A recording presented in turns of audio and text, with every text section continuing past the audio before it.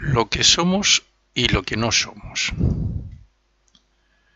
Desde el punto de vista de cualquier persona normal, cuando decimos yo, nos estamos refiriendo al cuerpo físico. Incluso los estudiantes de ocultismo, con todo el conocimiento que tenemos, también pensamos en la imagen de la personalidad que vemos, o sea, el cuerpo físico. No nos paramos a meditar mucho sobre este tema.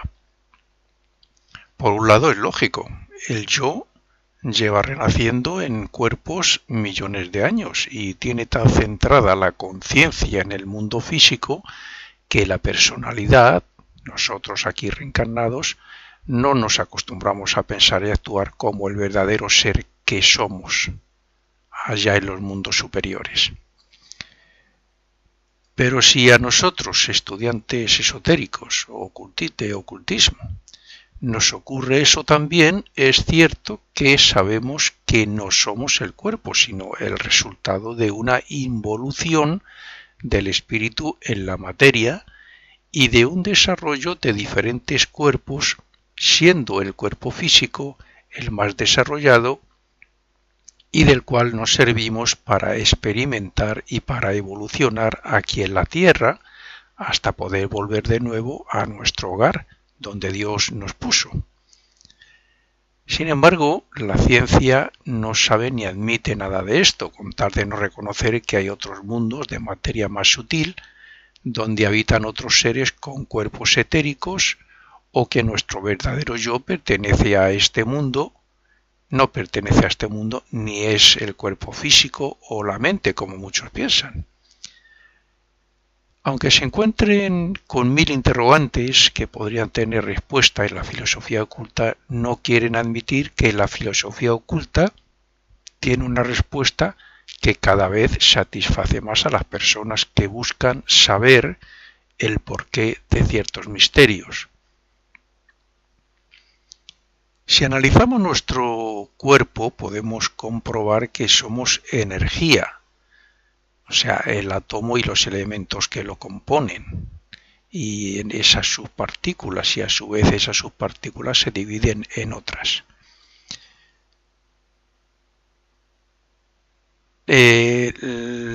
Para la ciencia somos poco más que oxígeno, carbono e hidrógeno. La verdad es que nuestro cuerpo está compuesto de átomos que son iguales que los de otras formas físicas, que las de cualquier otra cosa física. Es decir, nuestro cuerpo está compuesto de la misma materia que otros cuerpos. De las moléculas surgen millones de células que forman un cuerpo que, aunque en el 99,99% es igual a los demás, esa pequeñísima diferencia nos hace diferentes en lo interno. Esta diferencia se encuentra en el ADN, el cual tiene su origen en las células que dan origen al cuerpo, o sea, el óvulo y el espermatozoide. Hasta aquí estamos más o menos de acuerdo los ocultistas y los científicos, pero analicemos más detenidamente lo que somos y lo que no somos.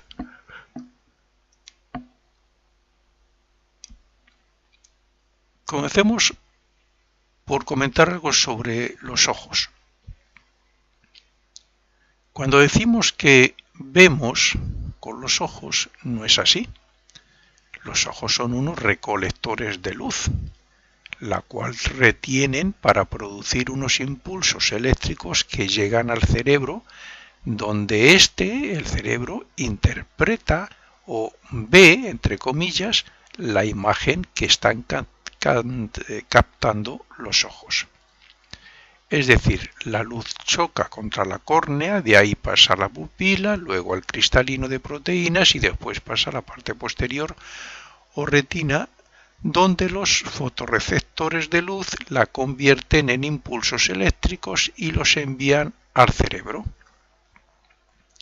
Y ahí es en el cerebro donde nosotros, como yoes, a través de la mente, vemos, decimos que vemos lo que captan los ojos. Hasta ahí todo bien, pero ¿Quién interpreta esos impulsos e interpreta lo que ve? ¿Dónde está ese yo de la ciencia? En el cerebro no puede estar, puesto que su composición es la misma que otras formas físicas que no ven.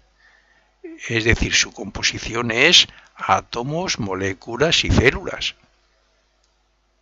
Si el yo no está en el cerebro físico, debe estar en algo invisible, similar a esa energía que traduce el cerebro. Y es aquí donde la filosofía oculta afirma que tenemos un cerebro etérico, parte de un cuerpo etérico, que mantiene vivo al cuerpo físico y que, por tanto, hace que el yo recoja la información que el cerebro físico recibe por medio de los sentidos. El yo recoge la información gracias al cerebro etérico, que es exactamente igual que el físico, pero de materia sutil, de materia etérica. Este cuerpo etérico tiene su origen en la concepción y está relacionado con ese ADN que hemos dicho antes. Los ángeles del destino, los ángeles que administran nuestro karma, los que preparan en cierto modo nuestro destino y el cuerpo etérico y ponen determinadas cosas en él para que luego se produzcan en la vida física, son los que antes de la fecundación preparan el molde etérico de lo que va a ser ese cuerpo. Y cuando está todo planificado y el verdadero yo o ego está listo para renacer, ellos depositan en las células masculina y femenina lo que los científicos llaman ADN.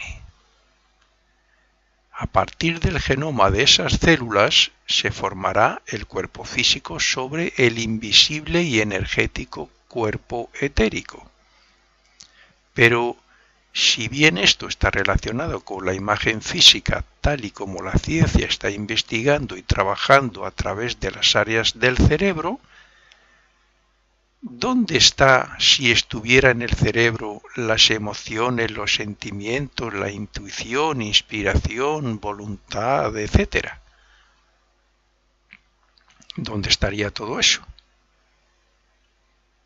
Alguna vez, no recuerdo dónde ahora mismo, leí que los ojos son las ventanas del alma. Y es cierto, son ventanas por donde pasa la luz, pero el verdadero yo no es las ventanas. El cerebro lo único que hace es procesar y comparar con lo procesado un segundo antes para así formar la imagen o película de lo que captan los ojos. Hablemos ahora de los oídos. Los oídos proporcionan equilibrio y nos dicen dónde estamos en el espacio en todo momento. En su interior hay 3 tubos llenos de fluido que actúan como un nivel para hacer que mantengamos el equilibrio en las dimensiones arriba y abajo, izquierda y derecha, y delante y detrás. Es el movimiento que mueve ese fluido el que manda el mensaje al cerebro para mantener el equilibrio. Esto es lo que hace que tengamos o que no perdamos el control del cuerpo. Respecto al sonido, las frecuencias llegan a una gran velocidad a los oídos y eso es lo que produce el sonido. Las ondas sonoras mueven el tímpano para luego llegar al cerebro donde excitan las neuronas. Y aquí nos encontramos como en el caso de los ojos. ¿Quién interpreta lo que entra por los oídos y llega al cerebro como impulsos eléctricos? Pues ese yo que está en un mundo superior, por encima del cuerpo físico y de otros vehículos o cuerpos, como ya veremos. Hablando del cerebro. El cerebro es el control de operaciones. Repito, el control, no el controlador. Por tanto, cuanto más conexiones haya, más control habrá sobre el cuerpo físico. El cerebro está recibiendo información constantemente por medio del sistema nervioso y las neuronas transmiten impulsos a una velocidad de 300 km por hora. Esto nos permite pensar, sentir y recordar. Por eso cualquier problema que afecte al cerebro pone en peligro a la personalidad y a la expresión del yo, de ese yo superior, ese ego superior. El cerebro se divide en áreas que gobiernan diferentes partes y funciones del cuerpo. Es algo así como un mapa, pero con el paso de los años se degrada en cierto modo. La ciencia ha llegado a estudiar hasta tal punto el cerebro que han detectado la actividad en las áreas según los pensamientos que se emitan de acuerdo a lo que se vea, se sienta y se oiga. Y aquí viene una cosa interesante que demuestra cómo el poder de la mente, o mejor dicho, de la voluntad del ego, puede transformar la actividad de esas áreas. Se ha demostrado que cuando una persona piensa voluntaria y conscientemente, o sea, concentración mental, voluntaria y meditación, pues cuando hace eso pone en actividad superior el área que corresponda en detrimento de la contraria. Es decir, una persona que siente odio puede atrofiar la parte del cerebro que representa el odio, concentrándose y meditando en el amor. Así es que la actividad cerebral responde y transforma el cerebro de acuerdo a esa influencia que llamamos voluntad del ego, del yo superior. Pero esto no se puede interpretar como voluntad de la mente o de la personalidad, como afirman muchos, porque la personalidad y la mente están en mil cosas a la vez, por no decir que muchas veces no sabemos ni lo que piensan. Si la ciencia ha comprobado que la meditación, la concentración y toda actividad voluntaria, consciente y persistente puede cambiar y transformar las redes neuronales y la actividad del cerebro en sus diferentes áreas, está de acuerdo con la filosofía oculta cuando dice que somos un cuerpo físico, un cuerpo vital que da la vida al físico, un cuerpo de deseos, donde están los deseos, las emociones y los sentimientos, y que es el impulso para la acción. Y también pues que tenemos un cuerpo mental, una mente, que es con la que razonamos normalmente, pero que no controlamos gran parte del día. Si bien la ciencia dice que es esa mente la que puede transformar el cerebro, la filosofía oculta dice que el verdadero yo está por encima de la mente y está representado por la voluntad, como así podemos comprobar cuando utilizamos la mente voluntaria y conscientemente para concentrarla en algo que nos interesa.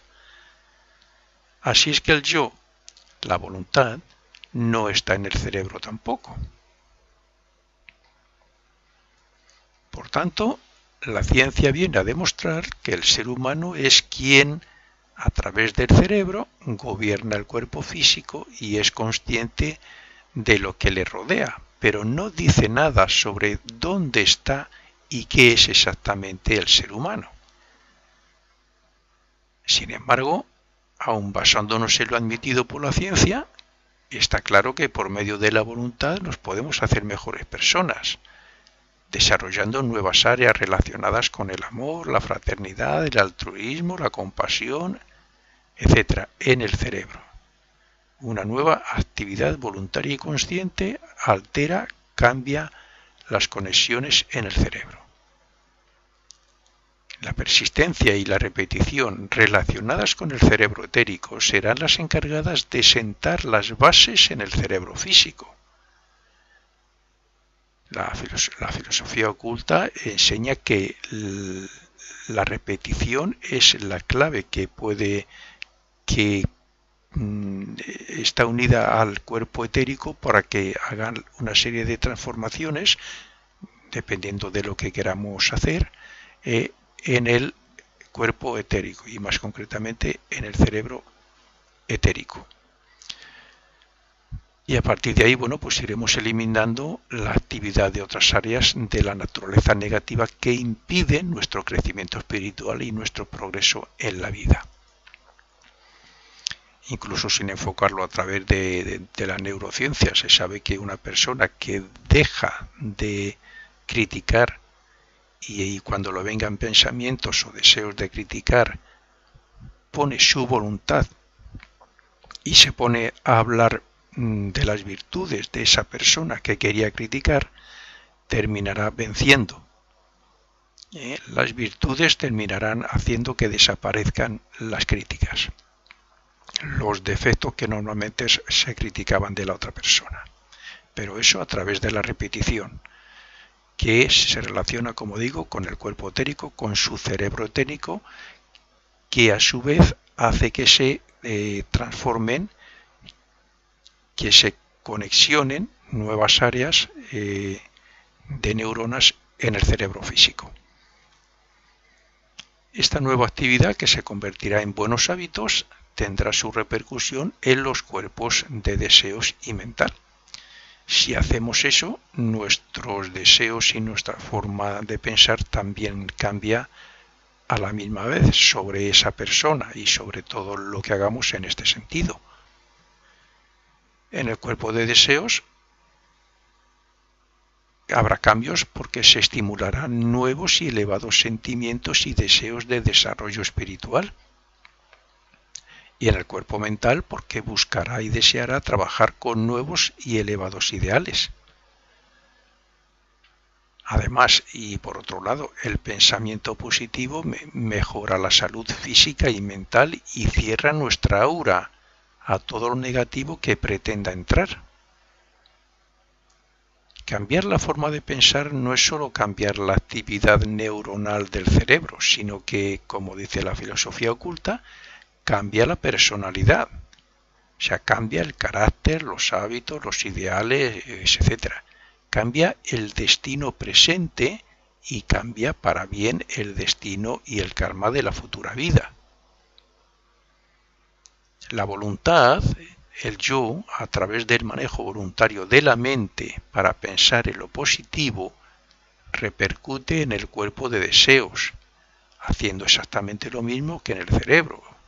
Es decir, atrofiar los deseos y sentimientos negativos para aumentar y desarrollar los positivos. Donde hay un pensamiento positivo no puede haber un pensamiento negativo. Como vemos, es el ego quien, a través de su voluntad, puede y debe gobernar la mente y sus pensamientos para sujetar y controlar el cuerpo de deseos.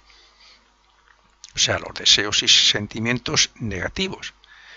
Y eso es pues para que el cuerpo etérico forme nuevos hábitos por medio de la repetición que lleven a la personalidad a buscar el desarrollo espiritual y una vida sana para que su cuerpo viva muchos años.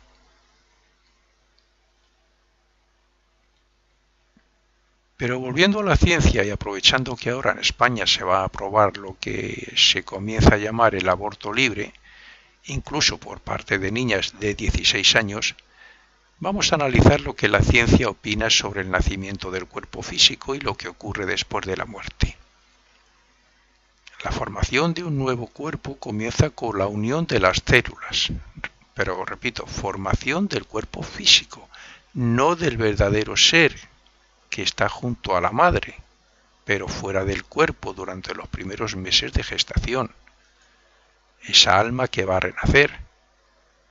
Los primeros días está junto a la madre, se unen esas células, se comienza a formar, digamos, la materia física viva, pero el ego, el yo superior, está fuera todavía. Cada célula tiene un genoma, un proyecto futuro, y ambas células deben juntarse para fusionar los cromosomas que serán la base de datos para el color, forma y demás caracteres del cuerpo. A partir de las 3 semanas comienza a formarse lo que será el sistema nervioso, el cerebro y la médula espinal. A las 8 semanas están presentes todos los órganos.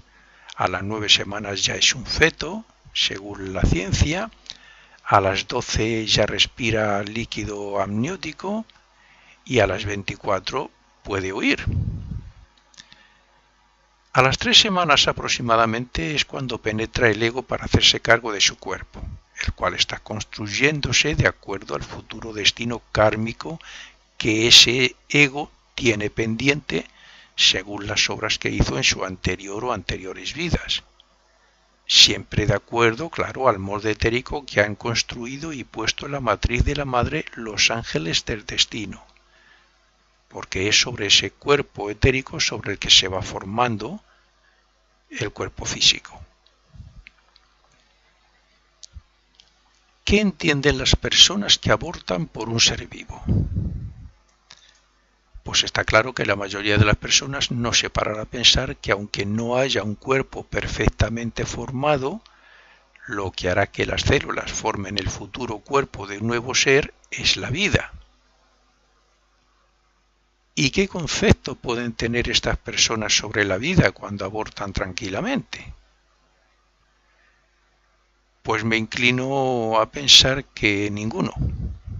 Sin embargo, todos sabemos que la vida no la crea el hombre, y por eso siempre se ha dicho que la vida es divina. Así es que podemos llegar a la conclusión de que estas personas no respetan esa vida divina que procede de Dios, o quizás no respeten o no crean en Dios. Sin embargo, son tan egoístas que no quieren ver que ellos viven gracias a Dios, a esa vida, y que nadie hizo nada para interrumpir su nacimiento. En el caso de que afirmen que la vida no procede de Dios, no les queda más remedio que creer en algo muy superior al hombre como origen de la vida.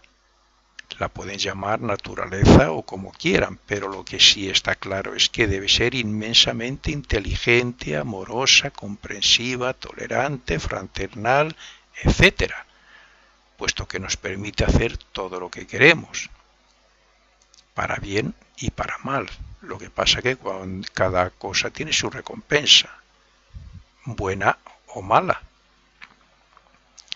Pero claro, cuando hay un terremoto o cualquier otra catástrofe, dicen que Dios es incluso la naturaleza que nos castiga por maltratar el planeta. Entonces, ¿por qué no aplican esa creencia al aborto si desde las 3 semanas ya se aprecian ciertas partes del cuerpo? Mal están actuando quienes abortan porque no valoran la vida ni el nuevo ser. Prefieren eso antes que darlo en adopción o de buscar otras soluciones que hoy día tienen los gobiernos y la sociedad. Pero más delito tienen quienes abortan teniendo conocimientos esotéricos, quienes saben estas cosas que estamos comentando. Quien ha estudiado ocultismo seriamente en una escuela iniciática y seria como la Fraternidad Rosacruz Heindel, o incluso en otras igualmente profundas como es la Teosofía o la Arcana, saben que lo que se comienza a formar a partir de la unión de las células masculina y femenina es el cuerpo. Hay un espíritu del cual todas las religiones y culturas han hablado siempre, que está representado en esas dos células desde el primer momento de su unión. Y ese ser, esa alma, está predestinada a nacer de esos padres desde mucho antes de dicha unión.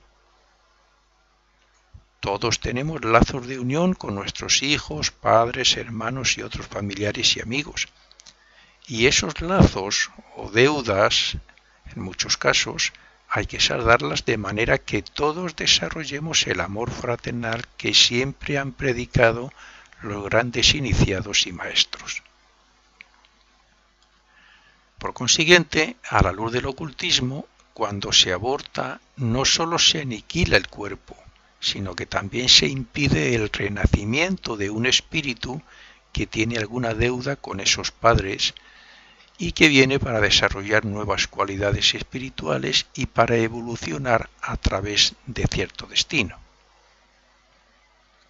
El aborto impide la evolución del ser humano, de ese espíritu en un cuerpo, y quien lo practica, en su momento, tendrá que hacer frente a esa deuda, bien porque impidan que ella renazca alguna vez, bien porque cuando en otra vida aborte sin quererlo, y cuanto más lo desee, quizás tenga un niño que también fallezca al poco tiempo de nacer.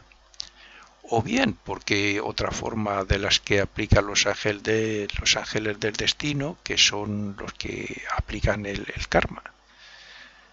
Son ellos los que sabiamente ponen los medios para que esa persona pague o reciba lo que merece. De cualquier forma, sabiendo que la vida es sagrada y que el cuerpo está unido al espíritu que necesita renacer para evolucionar, el aborto es, en mi opinión, y en el de otros muchos millones de personas, un asesinato.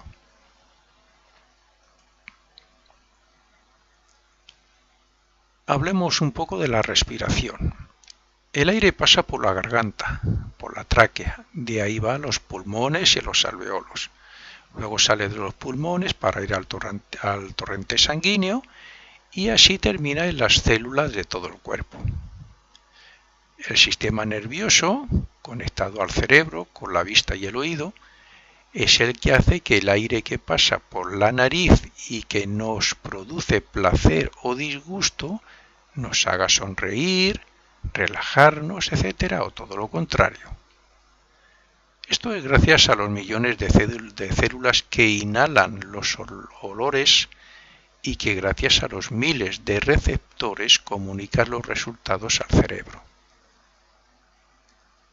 La vida tiene mucho más sentido que lo que afirman muchos científicos, políticos y otras personas en general. Si no tuviera más sentido que venir de la nada, vivir y disfrutar al máximo y volver a la nada después de la muerte, ¿para qué tanta perfección en el cuerpo físico y para qué un planeta en un sistema solar donde dentro del universo todo se mueve inteligentemente y en perfecto orden? Si la vida fuera tan simple y tan poca cosa, ¿para qué tanta perfección y tanta grandiosidad? Un cuerpo tan perfecto no se puede formar por casualidad, por circunstancias ni por la nada, porque la nada no tiene inteligencia y nuestro cuerpo ha debido ser creado, como afirma la filosofía culta, por una inteligencia muy superior a la nuestra. Y lo mismo ocurre con el planeta donde renacemos para desarrollar la mente, la voluntad y los poderes del espíritu. Y qué decir tiene claro del sistema solar y las galaxias.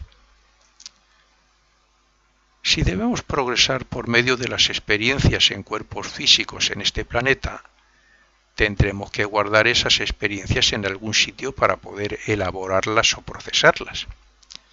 Pues bien, es gracias a la respiración, como las imágenes etéricas de todo cuanto perciben nuestros sentidos, seamos conscientes de ellas o no, llegan al corazón. Al corazón, que es donde se encuentra un pequeño átomo, en filosofía oculta llamamos el átomo permanente del cuerpo físico, y en el cual se guardan dichas imágenes de la vida para extraer el beneficio de ellas después de la muerte. Al igual que la luz imprime la imagen en el cristalino para reflejarse en el cerebro, lo que nos rodea pasa al corazón por medio del aire que respiramos y se imprime en el átomo simiente hasta el momento de la muerte para que el ego entonces se lleve esas imágenes y así poder extraer después más desarrollo de las experiencias y de la vida aquí en el planeta. Cada respiración proporciona el aire que necesitan las células y hace que el corazón bombee sangre. Un latido manda sangre de los pulmones al corazón y de ahí se suministra oxígeno y glóbulos rojos a todo el cuerpo. Cuando no llega sangre al cerebro, el hombre pierde la consciencia, se desmaya. Y es que la sangre es imprescindible para el funcionamiento del cerebro. El ego, el yo superior, obtiene el control del cuerpo gracias a la sangre. Donde no hay circulación sanguínea, no tiene control el ego sobre su cuerpo. De ahí que cuando cortamos la circulación sanguínea, por ejemplo, de un brazo, pues este brazo se nos duerma. O mejor dicho, perdamos la conciencia de él, excepto porque lo podemos ver.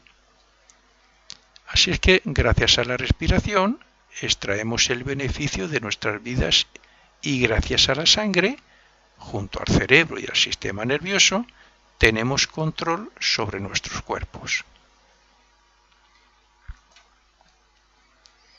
Pero el cuerpo vive y necesita energía para hacer tantas cosas como hacemos a diario. Así es que tiene varias fuentes de aprovisionamiento para funcionar en este mundo.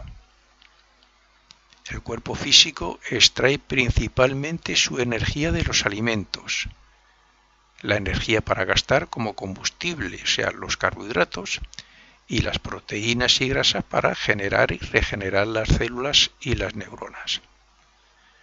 También hay otras energías que ayudan a vivir a las personas. Una procede del sol y otra de la tierra. En la alimentación también se demuestra la inteligencia de los constructores de nuestro cuerpo físico. Las enzimas son las encargadas de descomponer los alimentos para extraer las proteínas, grasas, carbohidratos, vitaminas y minerales. Todo comienza cuando las células gustativas informan al cerebro de lo que estamos comiendo. Los alimentos pasan al esófago y al estómago, donde los jugos gástricos, los ácidos, los descomponen. Después pasan al intestino delgado, donde los nutrientes atraviesan las paredes para incorporarse al torrente sanguíneo.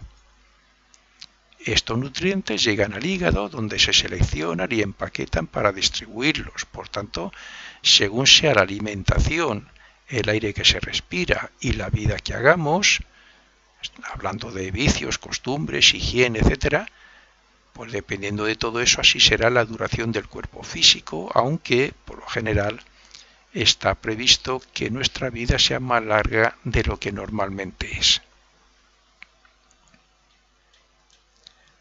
Pero la alimentación también tiene una gran importancia respecto al mantenimiento del cuerpo, incluyendo los huesos y los músculos. Los huesos están preparados para soportar un peso de casi 20 veces superior al que tienen. Son muy ligeros y son las células las encargadas de construirlos y reconstruirlos a lo largo de la vida. Tenemos al menos 600 músculos en el cuerpo. Sin ellos no podemos movernos ni mover nada, pero para que trabajen tienen que recibir las órdenes del cerebro. De ahí que todo el cuerpo funcione gracias a los sistemas nerviosos voluntario e involuntario. Si falta un nervio, no podemos mover la parte que ese nervio gobierne. Y todo esto envuelto por la piel, que actuando como un termostato, mantiene el calor interno y envía los mensajes que recibe del exterior hacia el cerebro, donde se interpretan como placer, malestar, frío, calor, etc. Este es el sentido del tacto. Por tanto, nos preguntamos, ¿somos el cuerpo físico? No, porque su composición es igual que cualquier otra forma física, cualquier otra cosa física, y sabemos que la materia no siente ni piensa. ¿Somos un cuerpo físico que tiene vida? Pues no, porque entonces seríamos simplemente como las plantas. Y como sabemos, las plantas no sienten ni piensan. Las plantas tienen un cuerpo físico que tiene vida, pero ni sienten ni piensan. ¿Somos un cuerpo físico que tiene vida, deseos y emociones, que es lo que mucha gente piensa? Pues tampoco, porque entonces seríamos como los animales que, como sabemos, tienen todo eso, pero sin embargo no piensan. Seguimos preguntándonos, ¿somos un cuerpo físico que vive, que tiene emociones, sentimientos, deseos y que además piensa? Pues no, tampoco. Porque aunque eso es lo que muchos afirman, la voluntad está por encima de todo eso y puede manejarlo. Luego entonces somos la voluntad como persona, pero con la excepción de que la voluntad es un aspecto del verdadero ser humano, del ego, de ese yo superior que como conciencia nos habla, nos aconseja y nos corrige cuando hacemos mal. Ese ego que renace en diferentes cuerpos cada vida es el que está evolucionando desde la prehistoria hasta nuestros días, por ejemplo, y es el que tiene que desarrollar sus poderes espirituales. Por eso necesita un cuerpo físico sano para aprovechar al máximo cada vida y para obtener cada vez mayor y mejores experiencias. Por tanto, la obligación del hombre es procurar, primero, alimentarse adecuada y sanamente, respirar aire puro y no ingerir productos o alimentos que perjudiquen al cuerpo ni a la mente. Segundo, repetir hechos positivos, por ejemplo, oraciones o practicar bellas artes y todo lo que se relacione con lo más elevado, elevados ideales culturales y espirituales. O sea, repetir hechos positivos para crearse hábitos que no permitan el desarrollo de lo negativo. De esos hábitos se extrae un gran disfrute luego en el cielo. Tercero, no dejarse llevar por el cuerpo de deseo, las emociones, los sentimientos, en sentido de no caer en deseos y pasiones animales, pasiones de lo más bajo, como algunas veces caemos, ¿no? No caer en vicios que nos puedan dominar, no tener malos sentimientos y por el contrario solo desear lo espiritual y elevado para que lo negativo no se pueda manifestar y así se atrofie por sí mismo. Y cuarto, mantener la mente ocupada voluntariamente y ser consciente de lo que se piensa y lo que se hace por medio de la observación y la concentración. De esta forma no daremos paso al ejército de pensamientos que siempre intentan desviar nuestra atención y solo pensaremos en lo que queramos. Así se desarrolla la voluntad y se controlan los cuerpos, o lo que es lo mismo, así nos manifestamos como lo que verdaderamente somos. Un yo superior, un espíritu que a través de sus cuerpos desea desarrollar sus poderes y alcanzar la perfección, a través del renacimiento y de la ley de consecuencia, como es lógico, vida tras vida. Pero para acelerar ese proceso debemos comportarnos como verdaderos hermanos del prójimo y practicar la solidaridad, el amor, la generosidad, la compasión, etc. Hasta ahora hemos pensado más en nosotros que en los demás. De aquí en adelante, quien quiera de verdad acelerar su desarrollo debería pensar más en los demás que en él mismo.